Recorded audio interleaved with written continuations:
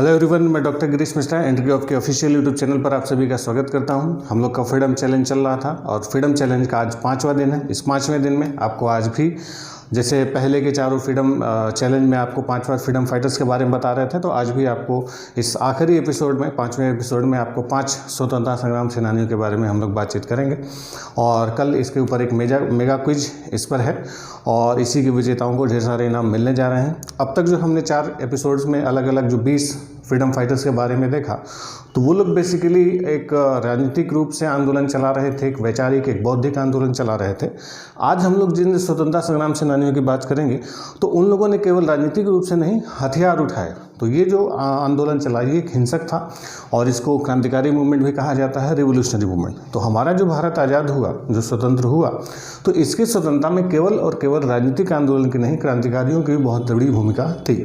ये जो क्रांतिकारी आंदोलन था या क्रांतिकारी आंदोलनकारी जो उभरे, इनके उभरने का जो रीज़न था, जो सबसे बड़ा कारण था कि पहले शुरुआत तो जन आंदोलनों से हुई थी, पब्लिक मूवमेंट से हुई थी। लेकिन पब्लिक मूवमेंट्स क्या होते थे, उतने सक्सेसफुल नहीं होते थे। लंबा चलता था, बहुत सारे लोग पार्टिसिपेट करते थे, लेकिन जन आंदोलनों को उतनी सफलता नहीं मिलती थी। तो जन आंदोलनों की असफलता के बाद जो उसमें शामिल युवा वर्ग होते थे, जो बहुत ज़्यादा एग्रेसिव लोग होते थे, बहुत ज़्यादा गुस्से वाले लोग होते थे, तो उनको लगता था कि धरना प्रदर्शन करने से, सरकार का बहिष्कार करने से, जिंदाबाद मुर्दाबाद करने से भारत स्वतंत्र नहीं होने वाला है। भारत को अगर अंग्रेज़ों से आज़ादी दिलानी है तो सीधा फंडा है कि बंदूक उठाओ, गोली मारो, अंग्रेज खत्म होंगे, देश आज़ाद होगा। तो ऐसे ही क्रांतिकारी जो भारत में जन्मे, बहुत सारे महान क्रांतिकारियों ने भारत में जन्म लिया। अब सबके बारे में बहुत थोड़े समय में बातचीत करना तो पॉसिबल नहीं होता, फिर भी जो खास जिनका सबसे बड़ा योगदान रहा हमारे क्रांतिकारी आंदोलनों में, उनके बारे में हम लोग चर्चा करेंगे। तो उन क्रांतिकारियों में सबसे बड़ा और सबसे प्रमुख नाम आता है शहीद आज़म भगत सिंह। तो सबसे पहले आज की क्लास की हम लोग शुरुआत करेंगे सरदार भगत सिंह से। ये जो सरदार भगत सिंह थे, इनका जन्म 23 सितंबर 1907 में हुआ था।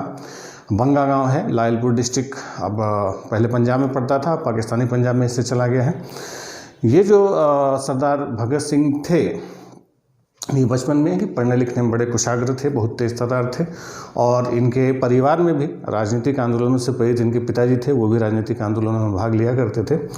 इनका जो राजनीतिक जो झुकाव हुआ, देश की तरफ जो लगाव इनका होना शुरू हुआ, देश प्रेम जो इनका उमड़ा, वो जलियांवाला बाग कांड की वजह से हुआ। 13 अप्रैल 1919 को जलियांवाला बाग कांड में इतनी बेरहमी से निहत्थे लोगों को मारा गया था। पंजाब में ही ये कांड हुआ था, तो इसका इनके दिलो दिमाग पर बहुत गहरा असर हुआ। इसी के बाद इन्होंने नौजवान भारत सभा की स्थापना की थी और फिर ये राजनीतिक रूप से सक्रिय हो गए थे। और जो असहयोग आंदोलन चला, तो उस असहयोग आंदोलन में भी इनके गांव में इनके पिताजी और बाकी लोग सक्रिय रूप से भागीदारी निभा रहे थे। तो ये भी उस समय उन्हीं चीज़ों को देख रहे थे, सुन रहे थे, समझ रहे थे। लेकिन चौरी चौरा कांड के बाद अचानक से महात्मा गांधी ने असहयोग आंदोलन वापस ले लिया। असहयोग आंदोलन वापस लिया और पूरे देश में एक निराशा की लहर दौड़ी। इसी निराशा से बाहर निकलते हैं भगत सिंह। इनको समझ में आ चुका था कि अब राजनीतिक आंदोलनों से अंग्रेजों का बाल विवाह नहीं होने वाला है, हमें अंग्रेजों के खिलाफ सशस्त्र अभियान चलाना चाहिए। और इसी के बाद से ये HRA से जुड़ते हैं, हिंदुस्तान रिपब्लिकन आर्मी। इस हिंदुस्तान रिपब्लिकन आर्मी में इनके जो सबसे खास दोस्त बने, अभी हम लोग बातचीत करेंगे आके, चंद्रशेखर आज़ाद, राम प्रसाद बिस्मिल, ये सारे जो बड़े बड़े क्रांतिकारी थे, इन लोगों के संपर्क में सरदार भगत सिंह आते हैं। और ये लोग बिल्कुल विचारधारात्मक तरीके से भी आंदोलन चलाने की कोशिश करते हैं। इन लोगों ने सोचा कि हमें ब्रिटिश सरकार के खिलाफ सशस्त्र अभियान चलाना है, तो उसके लिए हमें हथियार खरीदना होगा। हथियार खरीदने के लिए पैसा चाहिए, तो पैसा कहाँ से आएगा? तो उसके लिए 9 अगस्त 1925 को काकोरी कांड हुआ। ये जो काकोरी कांड हुआ था 9 अगस्त 1925 को, इसमें इस काकोरी कांड ने जितनी सफलता नहीं मिली थी, उससे ज़्यादा असफलता मिली, उससे ज़्यादा क्रांतिकारियों का मोरल डाउन हुआ। क्योंकि इसके बाद ब्रिटिश सरकार ने एक बहुत लंबा चौड़ा दमन चक्र चलाया और कई सारे क्रांतिकारियों को पकड़ के फांसी दी गई। 4 बड़े क्रांतिकारी थे, जिसमें राम प्रसाद बिस्मिल थे, राजेंद्र राहिली थे, अशफाक उल्ला खां थे, रोशन लाल थे। इन लोगों को पकड़ के अलग अलग जेलों में फांसी दे दी गई और बहुत सारे 26 क्रांतिकारियों को लंबी लंबी सजाएं दी गई। तो इस बात से ये बहुत आहत हुए थे, बहुत विचलित हो चुके थे, लेकिन उन्होंने अपने संघर्ष को नहीं छोड़ा। फिर इन लोगों ने क्या किया कि अपना जो सशस्त्र क्रांति था, उसको साम्यवादी क्रांति की तरफ इन्होंने रुख किया। और 1928 में HRA का जो हिंदुस्तान रिपब्लिकन आर्मी थी, उसका नाम बदल के इन लोगों ने HSRA कर दिया, हिंदुस्तान सोशलिस्ट रिपब्लिकन आर्मी। एक सोशलिस्ट भारत की स्थापना का सपना था इनका और उसी से जुड़े रहे और क्रांतिकारी गतिविधियों को अंजाम देते रहे। 1928 में जब साइमन कमीशन भारत पहुंचा, साइमन आयोग के भारत पहुंचने पर साइमन आयोग में 7 सदस्य होने थे, लेकिन सारे के सारे अंग्रेज थे। इस बात का विरोध भारत में चल रहा था, तो ये क्रांतिकारी भी साइमन आयोग के विरोध में ही थे। 1900 अक्टूबर 1928 में साइमन आयोग जब लाहौर पहुंचा तो लाहौर रेलवे स्टेशन पर साइमन आयोग का विरोध करने के लिए जो भीड़ जमा थी, उसी भीड़ का नेतृत्व कर रहे थे लाला लाजपत राय। और लाला लाजपत राय को ब्रिटिश अफसर स्कॉट ने लाठियों से बहुत बुरी तरीके से पीटा, उनके माथे पर चोट लगी और उसी की वजह से नवंबर 1928 में लाला लाजपत राय की मौत हो गई। लाला लाजपत राय पंजाब के सबसे बड़े नेता थे। उनकी जो मौत हुई, निर्दयतापूर्वक उनको पीटा गया था, इस बात से युवा और ज़्यादा विचलित होते हैं और इन लोगों ने ठान ली कि जिस ब्रिटिश अफसर ने इतना बुरी तरीके से लाला लाजपत राय को पीटा है, उसको छोड़ेंगे नहीं। और सरदार भगत सिंह, चंद्रशेखर आज़ाद, सुखदेव, राजगुरु, इन लोगों ने मिल के जो स्कॉट ब्रिटिश अफसर था उसको मारने की योजना बनाई और फाइनली 17 दिसंबर 1928 को स्कॉट को मारने गए थे ये लोग, लेकिन स्कॉट नहीं मिला, उसकी जगह सैंडर्स को गोली मारकर हत्या कर दी गई। तो जो सैंडर्स को गोली मारी थी वो भगत सिंह ने ही मारी थी। ठीक, 3-4 गोलियां मारी गई थी सैंडर्स को। और उसी सैंडर्स गोलीकांड के बाद जब सैंडर्स लाहौर कॉन्स्पिरेसी कहा जाता है, लाहौर षड्यंत्र केस, इसी लाहौर कॉन्स्पिरेसी के बाद भगत सिंह वहाँ से फरार होते हैं। ब्रिटिश सरकार उनको बहुत तेज़ी से खोजना शुरू करती है, हालांकि वो पकड़ नहीं पाए थे इन लोगों को। फिर ये लोग आए और उधर 1928 में ब्रिटिश सरकार अपने, जैसे आज लोकसभा है तो उस समय सेंट्रल लेजिस्लेटिव असेंबली हुआ करती थी, तो इस सेंट्रल लेजिस्लेटिव असेंबली में 2 बहुत कड़े कानूनों को पास करने की तैयारी थी ब्रिटिश सरकार की। एक था पब्लिक सेफ्टी बिल, लोक सुरक्षा विधेयक, और दूसरा कानून था ये मजदूरों के अधिकारों से जुड़ा हुआ कानून था। तो उसी पब्लिक सेफ्टी बिल और जो मजदूरों के अधिकारों से जुड़ा हुआ कानून था, उसमें मजदूरों के हड़ताल करने पर प्रतिबंध लगाई जा रही थी। ट्रेड सेफ्टी बिल उसका नाम था। ट्रेड सेफ्टी बिल और पब्लिक सेफ्टी बिल, इन्हीं दोनों का विरोध ये लोग कर रहे थे। और जब ये बिल लोकसभा में यानी सेंट्रल लेजिस्लेटिव असेंबली में उस समय चर्चा चल रही थी, इसी दोनों बिलों के विरोध में, मजदूरों के हितों में, इन लोगों ने सोचा कि ब्रिटिश सरकार तक अपनी बात पहुँचानी चाहिए, लेकिन उसके लिए धमाका करना जरूरी है। तो सरदार भगत सिंह अपने एक साथी बटुकेश्वर दत्त के साथ इन्होंने सेंट्रल लेजिस्लेटिव असेंबली में जब इन दोनों विधेयकों पर बहस चल रही थी, तो इन्होंने बम फेंका और भारी धुआं हुआ, धमाका हुआ और इन्होंने वहाँ पर पर्चे बांटे, भागने का कोई प्रयास नहीं किया और खुद ब खुद गिरफ्तारी दी थी। इन्होंने कहा था कि पर्चों पर लिखा हुआ था कि बहरे कानों को सुनाने के लिए धमाके की आवश्यकता होगी। इनको पता था कि गिरफ्तार किया जाएगा, फिर हमारे ऊपर ट्रायल चलेगा, उसी ट्रायल के दौरान हम लोग ब्रिटिश सरकार के खिलाफ जो भी हमारी बातें हैं वो हम लोग कह सकते हैं, सरकार तक अपनी बात पहुँचा सकते हैं। तो इसके बाद अंजाम जानते हुए कि इसके बाद इन लोगों को फांसी हो सकती थी, इसके बावजूद ये लोग भागे नहीं और गिरफ्तारियाँ दी। गिरफ्तार हुए दोनों लोग, लेकिन भगत सिंह का तलाश लाहौर पुलिस भी कर रही थी उधर सैंडर्स मर्डर केस में, तो उनको उधर अटैच कर दिया गया। बटुकेश्वर दत्त 7 साल बाद रिहा हो गए थे, लेकिन भगत सिंह पर लाहौर कॉन्स्पिरेसी केस में आरोप लगा दिया गया और उन पर सजाए मौत का जो है कि सज़ा सुनाई गई। उधर लाहौर जेल में जब भगत सिंह पहुँचे तो वहाँ पर कैदियों की ख़राब कंडीशन को लेके, उनके ख़राब खाने को लेकर उन्होंने आंदोलन किया और भूख हड़ताल भी की ताकि कैदियों की दशा सुधारी जा सके। और वहाँ पर उनका झुकाव थोड़ा सा और कम्युनिज्म की तरफ हुआ और वहीं जेल में ही लगभग 2 साल ये जेल में रहे। जेल से ही उन्होंने अपनी एक किताब लिखी थी, एक पत्र लिखा था, मैं नास्तिक क्यों हूँ, वाई एम एथिस्ट। तो मैं नास्तिक क्यों हूँ ये उन्होंने जेल से ही लिखा था और अपने विचारों को ये बढ़ाते रहे थे।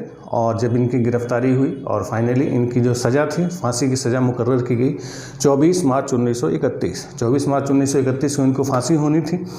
तो बहुत पूरे देश में ये डिमांड उठी कि भगत सिंह की फांसी को रुकवाने का प्रयास किया जाए, जिसमें जो उस समय चंद्रशेखर आज़ाद इनके साथी थे वो भी जवाहरलाल नेहरू से मिले थे कि भगत सिंह की फांसी को रोका जाए। उस समय गांधी इम्पैक्ट चल रहा था, गांधी जी के ऊपर भी दबाव था कि भगत सिंह को रिहा करवाया जा सके। लेकिन ब्रिटिश सरकार भगत सिंह से इतनी चिड़ी हुई थी, सरदार भगत सिंह से, कि बिल्कुल फांसी पर अड़ी हुई थी।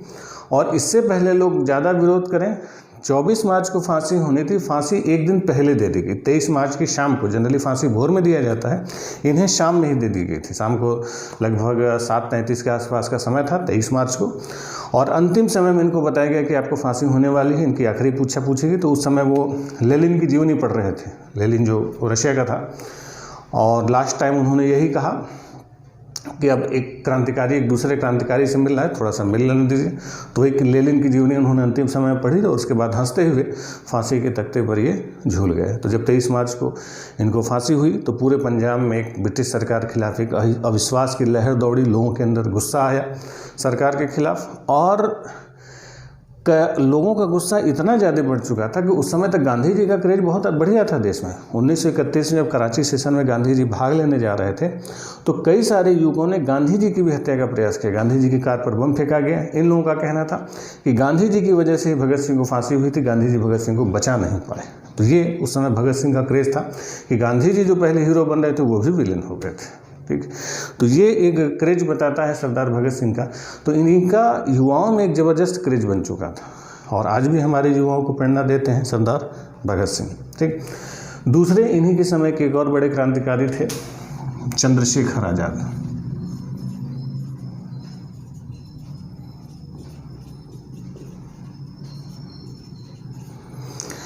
चंद्रशेखर आज़ाद, आज़ाद ये खुद मानते थे, आज़ाद इनकी टाइटल नहीं थी, थे ये तिवारी, लेकिन ये खुद को आज़ाद कहते थे कि मैं आज़ाद था, आज़ाद हूँ और आज़ाद रहूँगा। तो आज़ाद इन्होंने खुद से लगाया था। चंद्रशेखर आज़ाद क्रांतिकारियों के सबसे बड़े नेता थे। इनका जन्म 23 जुलाई 1906 में हुआ था और ये भाभरा गांव अलीराजपुर मध्य प्रदेश में पड़ता है। तो भाभरा गांव में इनका जन्म हुआ था और इनके पिताजी उस समय अलीराजपुर आदिवासी क्षेत्र है तो आदिवासी क्षेत्र में रहे थे। तो वहीं पर आदिवासी बच्चों के साथ तो थोड़ा बहुत पढ़े लिखे बचपन में, तो आदिवासियों के साथ तीर कमान चलाना उन्होंने बचपन में ही सीखा था। तो निशाना उनका बड़ा, तीर चलाते चलाते निशाना इनका आदिवासी बच्चों के साथ बहुत अचूक हो चुका था। तो बचपन से निशानेबाजी में माहिर थे। उसके बाद फिर ये बनारस चले आए। बनारस उस समय क्रांतिकारियों का गढ़ हुआ करता था। दो बड़े क्रांतिकारी उस समय हुआ करते थे, मनमन नाथ गुप्त और प्रवेश चटर्जी। तो मनमन नाथ गुप्त और प्रवेश चटर्जी के संपर्क में आए और ये भी धीरे धीरे करके HRA हिंदुस्तान रिपब्लिकन आर्मी के सदस्य बने और क्रांतिकारी घटनाओं को अंजाम देना शुरू कर दिया। ठीक है, ये जलियांवाला बाग कांड जब हुआ 13 अप्रैल 1919 को, तो उससे बहुत दुखी हुए थे, बहुत झकझोरा था। और इसी जलियांवाला बाग कांड के बाद इन्होंने फिर अब सोच लिया था कि अब ब्रिटिश सरकार के खिलाफ लड़ाई लड़नी ही होगी। और गांधी जी इनके बारे में जवाहरलाल नेहरू ने भी इनकी तारीफ़ लिखी है कि जब असहयोग आंदोलन चल रहा था तो उसमें इन्होंने भाग लिया था और असहयोग आंदोलन में भाग लेने के कारण इनको मजिस्ट्रेट ने 15 बेंत मारने की सज़ा सुनाई थी। तो 15 बेंतें इनको मारी गई। मार खाते खाते ये बेहोश हो गए, लेकिन इन्होंने ये इनकलाब जिंदाबाद के नारे लगाते रहे, हिंदुस्तान जिंदाबाद के नारे और आज़ादी के नारे लगाते रहे। इन्होंने ब्रिटिश सरकार की जय कभी नहीं की थी। तो बेंत खाते खाते बेहोश हुए जरूर, लेकिन इन्होंने कभी हार नहीं मानी, झुके नहीं, हमेशा आज़ाद थे, आज़ाद की तरह रहते थे। तो बाकी के जो इनके विरोधी विचारधारा थे जवाहरलाल नेहरू, उन्होंने भी इनकी तारीफ़ की थी। और बाद में फिर यहाँ से ये झांसी चले गए थे। झांसी में ये बच्चों को भी पढ़ाने का कुछ शौक था इनको, तो झांसी में कुछ दिनों तक इन्होंने हरिशंकर ब्रह्मचारी का एक छद्म नाम धारण करके वेश बदलने में माहिर थे। तो हरिशंकर ब्रह्मचारी नामक एक छद्म नाम से एक बच्चा को कुछ समय तक इन्होंने पढ़ाया भी। और फिर उसके बाद फिर झांसी और बनारस, इलाहाबाद, इन्हीं क्षेत्रों में क्रांतिकारी गतिविधियाँ करते रहे। 1 जनवरी 1925 को इन्होंने द रिवोल्यूशनरी नामक पंपलेट पर्चा बांटा, जिसमें क्रांतिकारी विचारधारा का प्रचार प्रसार किया गया था। 9 अगस्त 1925 को जो काकोरी कांड हुआ था, उस काकोरी कांड के सबसे प्रमुख जो कर्ता धर्ता थे यही थे। हालांकि इस काकोरी कांड में बहुत सारे क्रांतिकारी पकड़े गए थे, जिसमें आपको बताया कि अशफाक उल्लाह, राम प्रसाद बिस्मिल, रोशन लाल, राजेंद्र लाहिड़ी, इन लोगों को फांसी हो गई थी। लेकिन चंद्रशेखर आज़ाद गिरफ्तार नहीं हुए थे, वो फरार हो गए थे। ठीक, फिर इन्होंने 8 सितंबर 1928 को दिल्ली के फिरोज शाह कोटला मैदान में HSRA की स्थापना की, हिंदुस्तान सोशलिस्ट रिपब्लिकन आर्मी। वही HRA था, उसको HSRA किया। और 17 दिसंबर 1928 को जब सांडर्स मर्डर केस हो रहा था, भगत सिंह ने सांडर्स की हत्या की, तो उस समय ये भगत सिंह के साथ में थे। उसी हत्याकांड में ये भी शामिल थे। जब ये लोग भाग रहे थे वहाँ से, तो एक भारतीय सिपाही ने उनको रोकने की कोशिश की। तो इन्होंने पहले उसको वार्निंग दी कि भाई हम हिंदुस्तानियों को नहीं मारना चाहते, लेकिन जब वो सिपाही नहीं माना तो उसको भी इन लोगों ने गोली मार दी थी। फिर जब 8 अप्रैल 1928 को जब 1929 को जब असेंबली बम कांड हुआ और भगत सिंह और बटुकेश्वर दत्त गिरफ्तार हुए थे, तो ये आनंद भवन में जवाहरलाल नेहरू से भी मिले थे ताकि इनको छुड़ाया जा सके। और आपको बताएं कि ऐसा भी कहा जाता है कि जब मोतीलाल नेहरू की मृत्यु हुई थी फरवरी 1931 में, तो उनकी शव यात्रा में भी ये भेष बदल के शामिल हुए थे। बड़ी इज्जत करते थे मोतीलाल नेहरू की। फिर बाद में ये अपने क्रांतिकारी गतिविधियों को अंजाम देने के लिए अपने साथियों को रूस भेजना चाहते थे। उसके लिए उन्होंने कुछ पैसा इकट्ठा किया था और उसी में अल्फ्रेड पार्क में अपने एक मित्र थे सुखदेव राज, तो सुखदेव राज को अल्फ्रेड पार्क में मिलने के लिए बुलाया था। और वहीं पर एक इलाहाबाद के एक हलवाई ने वहाँ पर इनकी मुखबिरी कर दी और कर्नलगंज थाना है इलाहाबाद, कर्नलगंज थाने की पुलिस वहाँ पर पहुंची, चारों तरफ से उनको घेरा गया और फायरिंग की। इन्होंने अपने साथी को भगाया और अकेले मुठभेड़ करते रहे, लड़ते रहे। जब आखिरी गोली बची तो उन्होंने अंग्रेज़ों के हाथ में आने की बजाय खुद को गोली मार ली और शहीद हो गए। जब चंद्रशेखर आज़ाद शहीद हुए, उनकी शहादत की खबर इलाहाबाद में पहुंची तो पूरे इलाहाबाद के लोग टूट पड़े। उस अल्फ्रेड पार्क में जहाँ पर चंद्रशेखर आज़ाद शहीद हुए थे, वहाँ के लोग मिट्टी उठा के शीशी में भर भर के और उसको लोग लेके जाने लगे। और ब्रिटिश सरकार चाहते थे कि गुपचुप तरीके से इनका अंतिम संस्कार कर दिया जाए। तो इलाहाबाद में जब रसूलाबाद के शमशान में इनका अंतिम संस्कार करने का प्रयास ब्रिटिश सरकार कर रही थी, तो बहुत सारे लोग वहाँ तक भी पहुँचे थे। उसमें पुरुषोत्तम दास टंडन, कमला नेहरू जैसे लोग भी वहाँ पर गए और फिर एक बहुत बड़ा जुलूस इनके स्मारक में निकला। और ये फिर अपने इन वीरतापूर्वक कारनामों से पूरे इलाहाबाद के घर घर में एकदम समझ लीजिए कि देवता की तरीके से इनकी पूजा हो रही थी। अभी भी वहाँ पर अल्फ्रेड पार्क में जो म्यूजियम है, उनका वो पिस्तौल रखा हुआ है जिससे उन्होंने लड़ाई लड़ी थी और अंतिम समय में खुद को गोली मार ली। तो ये हमारे दूसरे बड़े क्रांतिकारी थे। तीसरे हमारे आज के बड़े क्रांतिकारी हैं सूर्यसेन।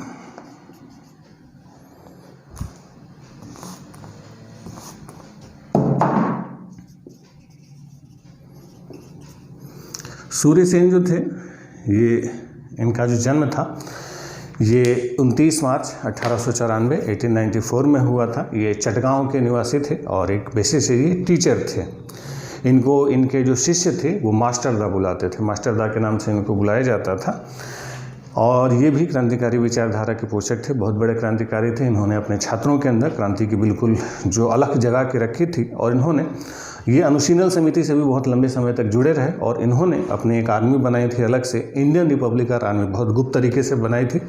उस इंडियन रिपब्लिकन आर्मी में लगभग उन्होंने 60-65 युवक युवतियों को भर्ती किया था। उनको हथियार चलाने की ट्रेनिंग, उनको मुखबिरी करने की ट्रेनिंग, कैसे कोई भी काम किया जाए, क्रांतिकारी गतिविधियाँ, उसकी पूरी ट्रेनिंग इन्होंने दी थी। मास्टरदा इनको कहा जाता था। इनका जो सबसे बड़ा कांड था, इन्होंने सोचा था कि हमें ब्रिटिश सरकार से लोहा लेने के लिए अच्छे खासे ढेर सारे हथियार चाहिए। हथियारों के लिए धन की कमी थी, उतना पैसा इन लोगों के पास नहीं था कि हथियार खरीद सकते थे। तो इन्होंने क्या किया कि सीधे सीधे सोचा कि ब्रिटिश सरकार का जो हथियार खाना है, शस्त्रागार है, शस्त्रागार को ही लूटा जाए। तो सीधे सीधे इन्होंने ब्रिटिश जो चटगांव में शस्त्रागार था, चटगांव आर्मरी थी, उसमें ही इन्होंने डकैती डालने की सोची। और 18 अप्रैल 1930 को अपने छात्र छात्राओं के साथ इन्होंने चिटगांव शस्त्रागार पर हमला कर दिया। और हमले से पहले इन्होंने पूरे अच्छे से योजना बनाई थी, उसका पूरा नक्शा तैयार किया था अच्छे से कि कहाँ से आना है, कैसे जाना है। और हमले से पहले जो टेलीफोन की लाइनें थी, जो संचार के सारे साधन थे, वो काट दिए गए थे। तो पूरे हमारे भारत में फ्रीडम में जो क्रांतिकारी आंदोलन हुए थे, उसमें सबसे व्यवस्थित जो क्रांतिकारियों की घटना थी, मतलब जो सबसे प्लान्ड वे में एक्शन लिया गया था, वो यही था, चिटगांव आर्मरी केस। तो इसमें हमला इन लोग का शुरुआती दौर में सफल रहा। बहुत तेज़ी से उन्होंने छापा मारा और तार की लाइनें और टेलीफोन लाइनें काट दी गई थी और पूरा इन्होंने शस्त्रागार पर कब्जा कर दिया। लेकिन समस्या ये हुई कि ये राइफलें तो लूट गए थे, लेकिन कारतूस का बक्सा इन लोगों से नहीं मिला, कारतूस नहीं मिल पाया था। और तब तक फिर सहायता के लिए दूसरी फोर्स आ गई। अब कारतूस मिला नहीं, केवल राइफल लेके कितनी देर तक संघर्ष कर सकते, तो फाइनली इन लोगों को वहाँ से भागना पड़ा। इसी संघर्ष में 2 महिलाओं ने भी इनका साथ दिया था, 2 लड़कियां थीं, एक थे प्रीतिलता वाडेदार और दूसरी थी कल्पना दत्त। तो बाद में प्रीतिलता वाडेदार ने सुसाइड कर लिया था और कल्पना दत्त को आजीवन कारावास हुआ, लाइफ टाइम उनको इम्पीचमेंट मिला। और ये जो थे सूर्यसेन वहाँ से फरार हो गए थे। बाद में सूर्यसेन अपने एक मित्र के यहाँ रुके हुए थे, नत्रसेन उनका नाम था। तो नत्रसेन के यहाँ रुके हुए थे, शरण ली थी, लेकिन नत्रसेन ने पैसे के लालच में अंग्रेज़ों की इसकी सूचना दे दी और अंग्रेज पुलिस से यहाँ पर नत्रसेन के घर पर छापा मारते हुए इनको अरेस्ट करके ले गई। तो नत्रसेन जिसने इनको खिलाफ सूचना दी थी, इन्फॉर्मेशन दी थी, सूर्यसेन के शिष्यों ने नत्रसेन की भी हत्या कर दी थी सीधे सीधे। इससे पहले कि नत्रसेन को इनाम मिलता, उनके साथियों ने उसको छुरे से वार करके नत्रसेन की हत्या कर दी। हालांकि जो नत्रसेन की वाइफ थी वो सूर्यसेन की बहुत बड़ी फैन थी, इसलिए नत्रसेन का जो सर कटा था, जिस क्रांतिकारी ने सर काटा था, उसका पता इन्होंने, इनकी वाइफ ने नहीं बताया था। ठीक, तो इस घटना के बाद फाइनली जब इनको गिरफ्तार किया गया, फाइनली 12 जनवरी 1934 को इनको फांसी दे दी गई, इनकी मृत्यु हो जाती।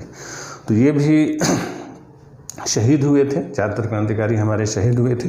इनके बहुत विस्तार से अगर आपको देखना हो तो 2010 में एक मूवी आई थी, खेले हम जी जान से, आशुतोष गोवरकर ने वो मूवी डायरेक्ट की थी, अभिषेक बच्चन उसमें एक्टर बने हैं। तो ये खेले हम जी जान से इन्हीं सूर्य सेन के ऊपर ही बनाई गई। आज के हमारे चौथे क्रांतिकारी हैं ऊधम सिंह।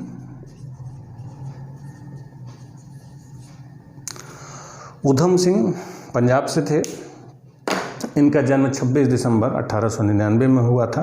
संगरूर डिस्ट्रिक्ट है पंजाब में।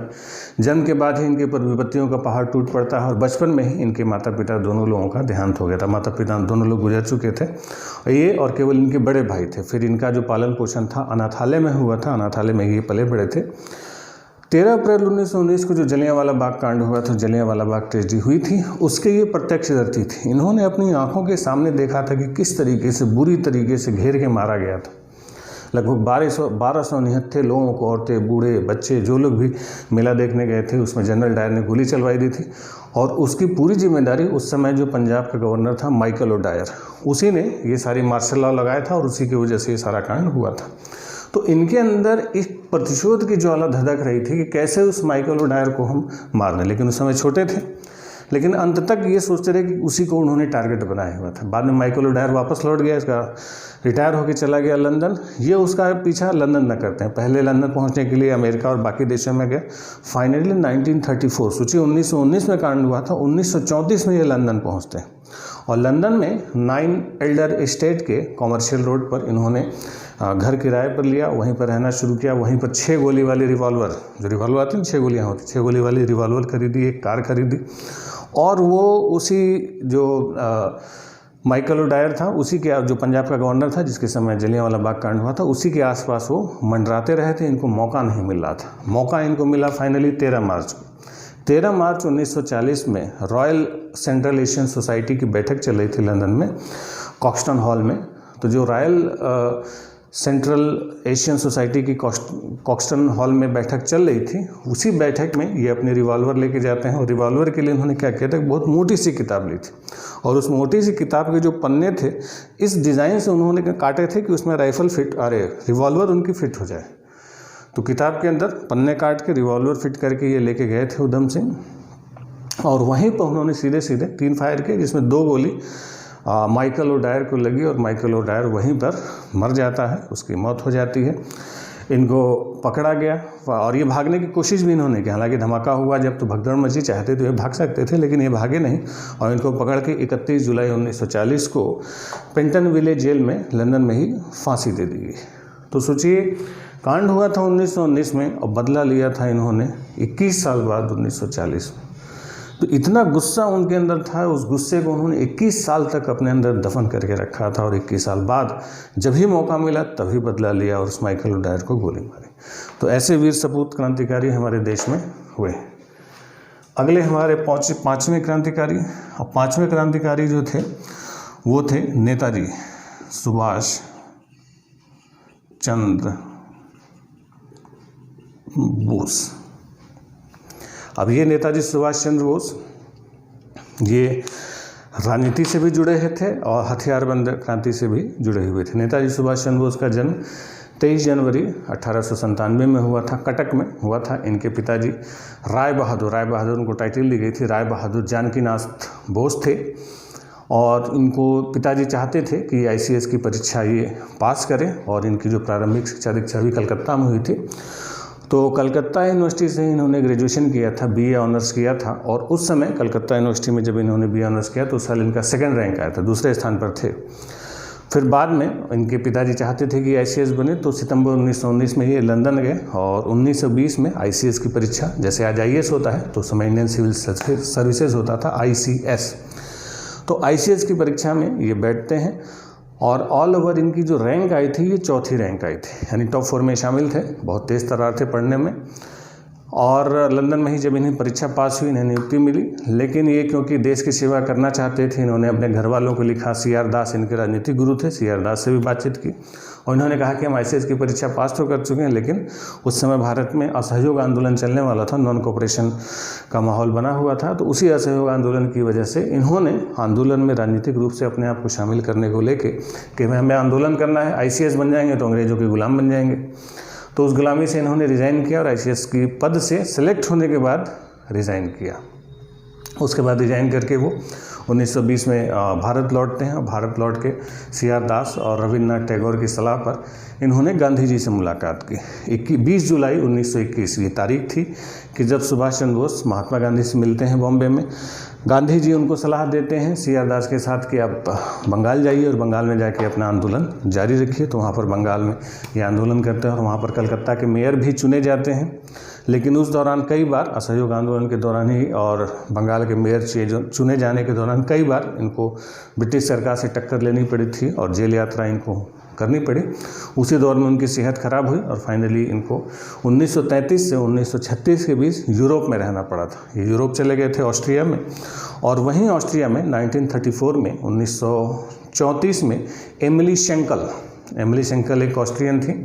वो टाइपिस्ट थी एग्जैक्टली, और उनको अपने नेताजी सुभाष चंद्र बोस को अपने विचारों के लिए एक टाइपिस्ट की ज़रूरत थी। तो टाइपिस्ट की भर्ती की थी एमिली शेंकल के, लेकिन फिर बाद में एमिली शेंकल से उन्होंने शादी कर ली। और हालांकि वो एमिली शेंकल भारत नहीं आई, वहीं ऑस्ट्रिया में ही रही। उसके बाद वो फिर सुभाष चंद्र बोस 1936 में भारत लौटते हैं और फिर से सक्रिय राजनीति में अपने योगदान को देते हैं। और 1938 में जब कांग्रेस का हरिपुर सेशन हुआ तो उस हरिपुर सेशन की अध्यक्षता की। लेकिन 1939 में त्रिपुरी सेशन में जब इन्होंने अध्यक्ष पद पर कब्जा किया, फिर से जब अध्यक्ष बने, तो गांधी जी से विवाद होने की वजह से इनको कांग्रेस के अध्यक्ष पद से रिजाइन करना पड़ा था। और उसी साल 1939 में इन्होंने एक पार्टी बनाई थी फॉरवर्ड ब्लॉक, कलकत्ते में ही। तो फॉरवर्ड ब्लॉक बनाने की वजह से कांग्रेस से इनको परमानेंट सस्पेंड कर दिया गया, निलंबित कर दिया गया। उसी फॉरवर्ड ब्लॉक पार्टी के एक कार्यक्रम चलना था, हॉलवेल एक मेमोरियल था, हॉलवेल मेमोरियल का ये विरोध कर रहे थे। उसी में ब्रिटिश सरकार ने इनको नज़रबंद कर दिया। लेकिन ये नज़रबंदी से बचते हुए 1941 में जनवरी 1941 में अपने घर से वो भाग निकलते हैं, कलकत्ता से निकलते हैं। कलकत्ता से निकल के वो पेशावर जाते हैं, पेशावर से काबुल जाते हैं, काबुल से मॉस्को जाते हैं, मॉस्को में रूस से मदद लेने के लिए जाते हैं। लेकिन तब तक जर्मनी ने रूस पर हमला कर दिया था और रूस खुद ब्रिटेन के फेवर में आ चुका था। तो फिर मॉस्को से ये बर्लिन आते हैं और बर्लिन में ही मई 1942 में हिटलर से इनकी मुलाकात होती है। हिटलर से मदद का इनको आश्वासन मिलता है और वहीं से बर्लिन रेडियो से ये संबोधित करते हैं। और फिर वहाँ से एक पनडुब्बी के सहारे इनको जर्मन पनडुब्बी लेके आती है मेडागास्कर तक। मेडागास्कर से जैपनीज़ पनडुब्बी में बैठते हैं और जापान पहुँचते हैं। और वहाँ पर रासबिहारी बोस जो थे टोक्यो में, पुराने हमारे क्रांतिकारी थे, तो उन्होंने ही आज़ाद हिंद फौज के गठन का प्रस्ताव दिया था। कैप्टन मोहन सिंह ने आज़ाद हिंद फौज बनाई थी और 1943 में नेताजी सुभाष चंद्र बोस को आज़ाद हिंद फौज की कमान सौंप दी गई। तो आज़ाद हिंद फौज अलग से कोई नई फौज नहीं थी, वही इंडियन आर्मी थी जो ब्रिटिश सरकार की तरफ से जापानियों से लड़ रही थी। लेकिन जापान ने जब पूर्वी एशिया पर कब्जा किया तो जो ब्रिटिश आर्मी ने सरेंडर किया तो उसमें ज़्यादातर सिपाही भारतीय थे। तो उन्हीं भारतीय सिपाहियों के साथ कैप्टन मोहन सिंह ने आज़ाद हिंद फौज बनाई। और जब नेताजी सुभाष चंद्र बोस पहुँचे सिंगापुर तो उनको कमान सौंप दी गई, उसके सुप्रीम कमांडर बने। और वहीं पर इन्होंने एक अस्थायी भारत की सरकार की स्थापना की, जिसके राष्ट्रपति प्रधानमंत्री खुद सुभाष चंद्र बोस बने। और जापान की सहायता से भारत अभियान करना शुरू किया। जापान ने अंडमान निकोबार पर कब्जा किया और सुभाष चंद्र बोस को सौंप दिया। तो अंडमान का नाम इन्होंने शहीद द्वीप और निकोबार द्वीप का नाम इन्होंने स्वराज द्वीप रखा और भारत सरकार की घोषणा की। और इसको उस समय धुरी राष्ट्र जो थे उन लोगों ने इन सरकार को मान्यता दी। फिर वहाँ से म्यांमार होते हुए ये लोग कोहिमा तक पहुँचते हैं। आज़ाद हिंद फौज जापानी सेना के साथ कोहिमा पहुँचती है। लेकिन उसी समय 6 अगस्त 1945 और 9 अगस्त 1945 को जापान पर परमाणु बम गिरता है। और 1945 में 6 अगस्त 1945 और 9 अगस्त 1945 में जापान पर परमाणु बम गिरता है। और फाइनली 15 अगस्त 1945 में जापान सरेंडर करता है। जब जापान सरेंडर करता है तो उसी के साथ आज़ाद हिंद फौज को भी सरेंडर करना पड़ता है। नेताजी सुभाष चंद्र बोस जापान की तरफ वापस लौटते हैं। लेकिन जब इन्होंने जापान के लिए उड़ान भरी तो फार्मोसा द्वीप, जो ताइवान कहा जाता था, फार्मोसा द्वीप के पास इनका जो वायुयान था वो दुर्घटनाग्रस्त हो जाता है 18 अगस्त 1945 को। और उसी दुर्घटना में उनकी मृत्यु हो जाती है। हालांकि कई लोग उसको सही नहीं मानते हैं, लेकिन ज़्यादातर इतिहासकार यही मानते हैं कि 18 अगस्त 1945 को ही उस विमान दुर्घटना में इनकी मृत्यु हो गई थी। और इनको बाद में फिर भारत सरकार ने भारत रत्न भी देने की कोशिश की, लेकिन इनकी बेटी जो थी अनीता बोस, उन्होंने भारत रत्न वापस लौटा दिया था। तो ये जो आज़ाद हिंद फौज और नेताजी सुभाष चंद्र बोस का कारनामा था, सोचिए पूरा वो आधी दुनिया घूम डाले थे। और रूस है तो जर्मनी है तो जापान है, हर एक देश में घूम के उन्होंने, यानी भारत के अंदर रह के नहीं, भारत के बाहर रह के भी इन्होंने प्रयास किया। और जो इन्होंने आज़ाद हिंद फौज को जो जोशीला नारा दिया, तुम मुझे खून दो मैं तुम्हें आज़ादी दूंगा, दिल्ली चलो, तो उनके इन कारनामों से भारत में जब ये चीज़ें खबरें पहुंचती थी तो लोग बड़े एक जोश में आते थे कि नहीं, कोई बड़ी एक सेना लेके आ रहा है, भारत में अंग्रेज़ों को पराजित करेगा। लेकिन अंग्रेज भारी पड़े थे, तो इनकी जो स्पीड थी, इनकी जो सोच थी कि जर्मनी और जापान और इटली की सहायता लेके हम जो है अंग्रेज़ों को हरा देंगे। लेकिन वर्ल्ड वार में ऐसा ही हुआ नहीं, वर्ल्ड वार में पासा पलट गया और जिनका इन्होंने सपोर्ट किया, यानी जर्मनी इटली की तरफ है, जर्मनी इटली हार गए और ब्रिटेन जीत गया। तो समय गलत हो गया, तो जिसके साथ ही ये वही पराजित हो गए। लेकिन इनकी कोशिश व्यर्थ नहीं हुई, उन्हीं कोशिशों ने भारत में ब्रिटेन की जो पकड़ थी वो मजबूत की, लोगों के अंदर एक हिम्मत, लोगों के अंदर एक साहस पैदा किया कि ब्रिटिश सरकार से राजनीतिक के साथ साथ सैनिक रूप से भी हम संघर्ष कर सकते हैं। तो ये थे हमारे सुभाष चंद्र बोस। तो ये हमारे 5 स्वतंत्रता संग्राम सेनानी जो क्रांतिकारी तरीके से भारत को आज़ाद कराने की कोशिश कर रहे थे। और आज हमारा ये जो फ्रीडम चैलेंज था ये समाप्त होता है। अब इसी फ्रीडम चैलेंज के साथ जो आपको इस वीडियो के लिंक में कमेंट बॉक्स में एक लिंक दिखाई दे रहा होगा, इसी लिंक पर आप क्विज करेंगे और जो क्विज के विजेता होंगे उनको कल 15 अगस्त को बहुत सारे अवार्ड आपको दिए जाएंगे, बहुत सारे कैश प्राइजेस आपको मिलने वाले हैं। तो बने रहिए हमारे साथ। जिन्होंने पिछले क्विज में हिस्सा नहीं लिया वो पिछले जो जो फ्रीडम जो चैलेंज का 1, 2, 3, 4 वीडियोज़ है, उसके वीडियोज़ के कमेंट बॉक्स में जो लिंक है, उस लिंक से आप इस क्विज में पार्टिसिपेट कर सकते हैं, क्विज में हिस्सा ले सकते हैं और ढेरों इनाम जीत सकते हैं। तो आप सभी को कल यानी 15 अगस्त की ढेर सारी शुभकामनाएं, ढेर सारी बधाई। ये 15 अगस्त हमारे देश के लिए सबसे महत्वपूर्ण दिवस है कि जब देश हमारा अंग्रेज़ों की 250 सालों की गुलामी से आज़ाद हुआ। तो केवल इसलिए नहीं कि हम आज़ाद हो गए, हम खुश हो जाएं। ये आज़ादी हमें किस कीमत पर मिली, किन किन लोगों ने अपना सब कुछ दांव पर लगा दिया, अपनी फैमिली, अपना पैसा, अपना पूरा जीवन, पूरा कैरियर दांव पर लगा दिया।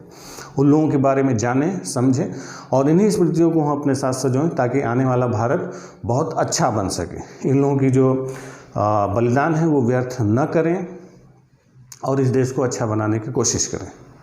बने रहिए हमारे साथ। जय हिंद, जय भारत। सबको स्वतंत्रता दिवस की हार्दिक शुभकामना। धन्यवाद।